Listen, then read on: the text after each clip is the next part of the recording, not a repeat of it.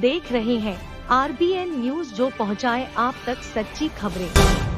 Supreme court से ताकत मिलते ही कूद रहे थे केजरीवाल। मोदी सरकार ने एक अध्यादेश से कर दिया बड़ा खेल। अब विपक्षियों के दरवाजे भटक रहे बौखलाए केजरीवाल। मोदी सरकार के खिलाफ विपक्ष से मांग रहे हैं समर्थन। अचानक मोदी सरकार के समर्थन में उतरे कांग्रेसी नेता।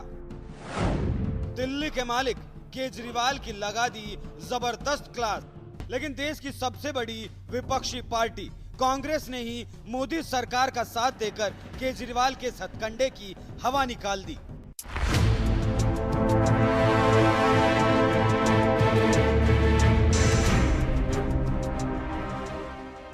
और बहुत जल्दी दिल्ली के अंदर महारैली की जाएगी।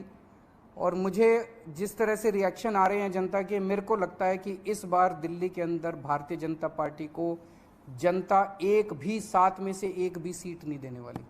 जनता बहुत नाराज़ है इनके हथकंडों से, इनकी तानाशाही से और इनकी गुंडागर्दी से। मैं आज इस मंच के जरिए सभी ऑपोजिशन पार्टीज़ को अपील करना चाहता हूँ कि राज्यसभा के अंदर जब ये बिल आएगा, ऑर्डिनेंस जब बिल के रूप में पेश किया जाएगा, इसे किसी भी हालत के अंदर राज्यसभा में पारित नहीं करवाना। मैं खुद एक एक पार्टी के नेताओं से जाके मिलूंगा, उनसे समर्थन मांगूंगा कि इस बिल को अपोज करना है, ये जनतंत्र के खिलाफ है। किसी भी हालत में हमें इस बिल को पास नहीं होने देना राज्यसभा के अंदर। सीएम केजरीवाल जहां मोदी सरकार के खिलाफ विपक्ष को जुटाने में लगे हुए हैं, तो वहीं दूसरी तरफ देश की सबसे बड़ी विपक्षी पार्टी कांग्रेस के ही नेता केजरीवाल के इस प्लान पर पानी फेरने में लगे हैं।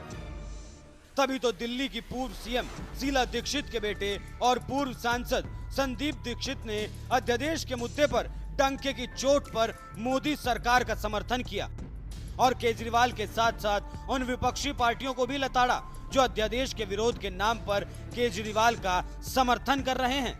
कि बड़े बड़े नेता जिसके पास केजरीवाल जा रहे हैं, वो यूनियन टेरिटरी और राज्य का मतलब ही नहीं समझते हैं भाई, अंतर ही नहीं समझते हैं। ये तो समझे आप कि यूनियन टेरिटरी को वो अधिकार नहीं है जो पूरे राज्य को है। जो व्यवस्था आज है दिल्ली में, और इसमें मैं ऑर्डिनेंस का समर्थन करता हूं क्योंकि मुझे लगता है ठीक तरीके से सुप्रीम कोर्ट ने ऑर्डिनेंस की दिल्ली की व्यवस्था को नहीं पढ़ा था। लेकिन याद रखिए, सुप्रीम कोर्ट ने भी ये कहा कि अगर आपको कानून में बदलाव करना है और सर्विसेज को रखना है तो आप कानून के तौर पर उसको बाय लॉ ले आइए, और वही भारत सरकार ने किया है। तो जितने भी विपक्ष के नेता इस समय इनके साथ खड़े हैं, मैं उनसे आग्रह करूंगा कि दिल्ली की व्यवस्था और राज्यों जैसी नहीं है। और एक जो झूठ फैला रहा है ना केजरीवाल के, कल को छत्तीसगढ़ या राजस्थान के अधिकार ले लेंगे, भाई बेवकूफी की बात करो यार। वो तो संविधान में लिखा हुआ क्या उनके अधिकार हैं। दिल्ली में जो संविधान में अधिकार थे वो यूनियन टेरिटरी के थे। उसके बाद उन अधिकारों को तमाम कॉन्स्टिट्यूशनल अमेंडमेंट करके चेंज किया गया है। उसी की ये रीइंटरप्रिटेशन है। जो स्टेट छत्तीसगढ़ या राजस्थान की हालत है वो दिल्ली की नहीं है। एक बार फिर यही केजरीवाल महाझूठ बोल के अपनी जान बचाने के लिए, अपनी गर्दन बचाने के लिए एक भ्रम फैला रहा है।